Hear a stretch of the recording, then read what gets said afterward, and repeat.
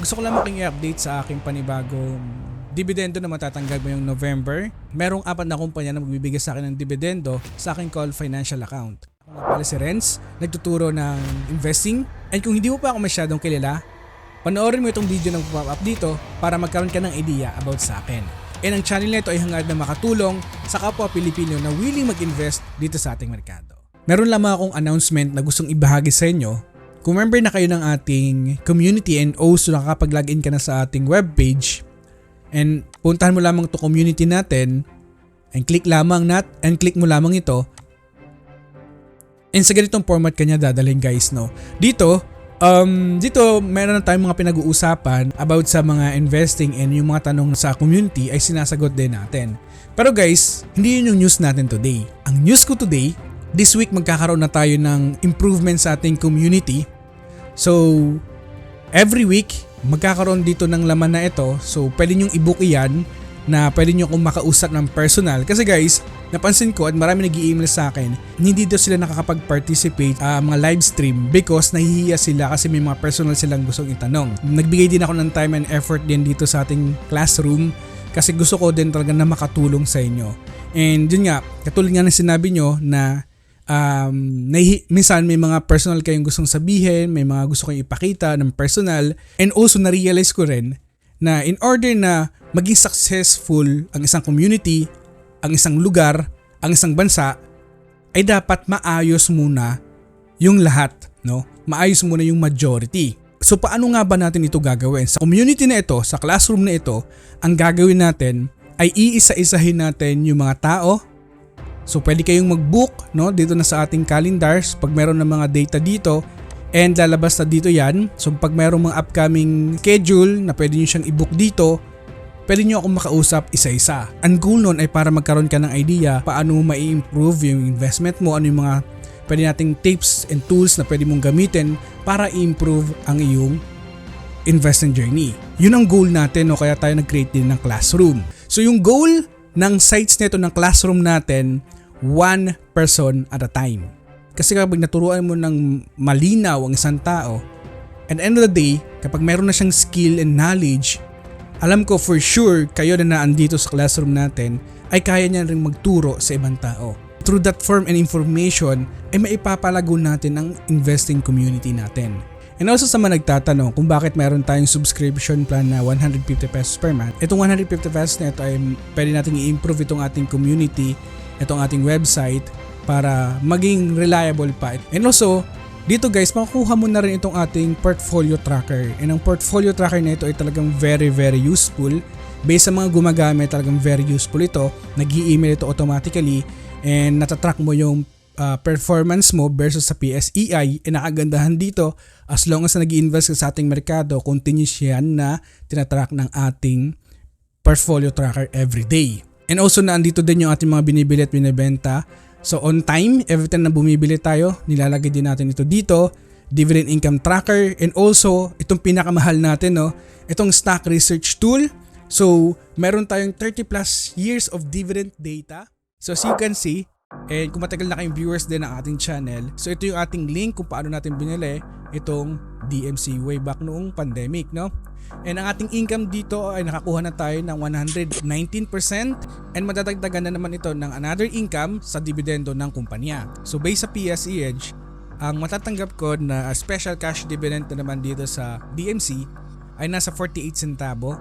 And itong ay matatanggap ko sa November 15, 2024. Now para makuha ko yung dividend yield na matatanggap ko sa DMC sa kanyang special cash dividend, ang gagawin lang natin itong 0.48, i-divide lang natin ito sa average natin na nasa 3.53. Ngayon makakakuha na naman ako ng another 13% na dividend yield sa special cash dividend na ibibigay ng DMC. And also minus na lang din natin dito yung tax sa dividend na makukuha natin.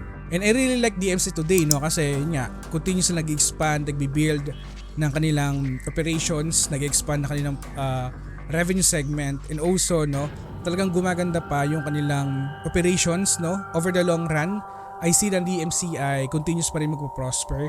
Continuous ko itong i-hold over the long period of time, no. Now mag-focus ako sa annual dividend na binibigay ng DMC, although na bumaba ito, nasa 94 centavo na lamang. So, yung annual na kikitain ko sa dividendo lamang ng DMC ay nasa 26%. So, I think malaking bagay na itong 26% na ibibigay ng DMC para sa aking portfolio as of today.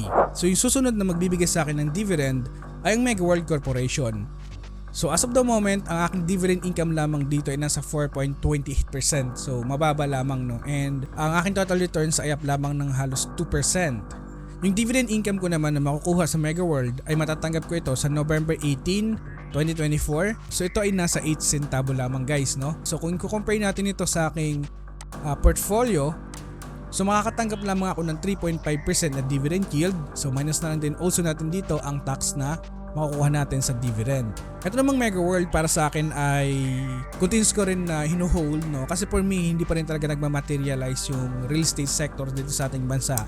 And malaki pa rin talaga yung potential na mag-grow sa Pilipinas, no, yung ating real estate. Okay, so yung susunod na magbibigay sa akin ng dividend ay itong SCC, ang Semirara Mining and Power Corporation. So as of today, ang income ko sa dividendo ng kumpanya ay nasa 25% na. And ang aking total returns ay nasa 44.81%. So sa kanilang dividend information, ang mga shareholders nito ay makakatanggap ng 2.5 pesos per share sa kanilang holdings sa SCC. At ito ay matatanggap sa ating brokerage account sa November 14, 2024. So considering dito sa ating information na ang matatanggap natin na dividend income dito sa SCC ay nasa 9%. So another dividend income na naman ito sa ating portfolio, no? And also another buying power para makahanap ng mga kumpanya na pwede nating paglagakan as of today. And today I really like the performance of SCC kahit na talagang bumabagsak yung kanilang revenue, because yun nga, yung pangkalahatang presyo ng coal mababa talaga ngayon, no? Considering na yung information sa coal ay talagang majority pa rin talaga dito sa ating bansa ay ang ginagamit ay coal kasi mas mura, no, and efficient. And yung performance kasi ng kumpanya ay talagang maganda rin. Quality din ng business and efficient din. And also, hindi lamang yon, maganda talaga ito magbigay ng dividend sa kanyang mga shareholders. The best way para maintindihan natin ito, no, ay nabasa ko din o napakinggan ko ito sa Dragonfly. Kailan kaya mapapalitan ng solar energy ang mga coal-powered plants sa ating bansa? Not in the next few years, according to Semirara Mining and Power Corporation or SCC. Sa katunayan, they are expanding their coal mining operations. SCC plans to invest 291 billion pesos to expand its coal mining operations in Antique. This will extend Molave and Nara pits and develop new areas gaya ng Acacia Deposit. Kahit na mas nagiging affordable na ang renewable and clean energy, patuloy pa rin ang pag-focus ng SCC sa coal dahil nandun pa rin ang demand ng electricity generation at cement manufacturing. SCC wants to start mining by third quarter of 2026. But don't get me wrong, SCC acknowledges clean energy. SCC plans to install a 16 megawatt wind power plant and or 10 megawatt solar plant. Follow Dragonfly for more stock-related news. Okay, so yung last na magbibigay sa akin ng dividend ngayong November ay itong PSB. So kung titignan natin as of the moment, ang aking income galing lamang sa dividendo ay nasa halos 7%. And ang aking total returns ay nasa 16% na dito sa PSB. And based dito sa information, ang kanyang dividend per share na ibibigay ay nasa 75 centavo. And matatanggap ito ng shareholders na kagaya ko ay sa November 18, 2024. So based dito sa information na ito, makakatanggap lamang ako ng 1.35% na dividend. Pero ito ay mababa lamang, no? Mababa lamang na makukuha natin. And ito kasing PSB, talagang continuous ito nagbibigay ng dividend. Pero ang ano kasi dito ay hindi talaga ito talagang tumataas yung dividend na ibinibigay nila. So consistent na nasa 75 centavo yung kanilang naibibigay talaga ng dividend, no, over the years. So para sa akin, okay na rin itong data na to na makakakuha tayo ng ganitong cash, kasi pwede natin ito pang dagdag sa mga kumpanya na nagsisibagsakan sa ating portfolio, no, as of today. Ayan. And also, no, kapag meron tayong mga nahanap din ng mga investment or investing opportunity, ay pwede natin itong bilhin din. So ito yung mga dahilan, no, kung bakit I'm very excited sa mga matatanggap ko na dividendo ngayong November. Kayo guys, sa yung portfolio today, ano-ano nga ba yung mga kumpanya na nagbibigay sa inyo ng dividend, no? And nawa, and also today, hopefully, no, nasa profit tayong lahat sa ating portfolio. And this is Pessi Warrior na lagi nagpapaalala na invest wisely and see you on the other side. And also, bago ko tapusin ang video nito, kung gusto mong malaman, matataas na mayroong insider buying dito sa ating bansa today, panoorin mo itong video nito. Dahil sa video nito, magkakaroon ka ng idea kung ano-ano nga bang mga kumpanyang ito or pwede ba natin paglagakan itong apat na ito. Yan ang aalamin natin.